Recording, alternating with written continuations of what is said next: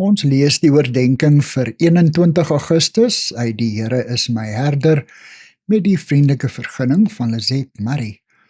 Die opskrif by vandag se gedagte is Vredevors. Ons teksvers uit Jesaja 9 vers 5 sê: Vir ons is 'n seun gebore, aan ons is 'n seun gegee.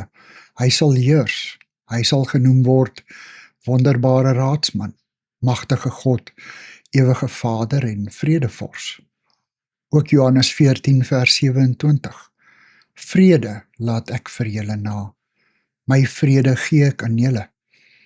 Die vrede wat ek vir julle gee, is nie die soort wat die wêreld gee nie. Jesus word Vredevors genoem, die koning van vrede. Hy heers oor 'n koninkryk waar daar geen oorlog of naaiwer of vyandskap is nie. Dit is hierdie koninkryk wat hy vir ons nalat. Intussen beloof hy nou reeds sy vrede aan die wat hom volg. Hier waar ons nog op aarde leef, wat deur haat en stryd en onmin gekenmerk word. Wêreldse vrede beteken 'n wapenstilstand of beëindiging van 'n oorlog. Dit beteken om van mekaar af weg te bly. Christus se vrede is presies die teenoorgestelde daarvan.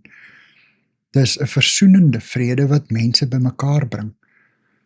Die bekende Amerikaanse skrywer en prediker David Wilkerson skryf dat Christus sy lewe op aarde as 'n man van vrede gelei het.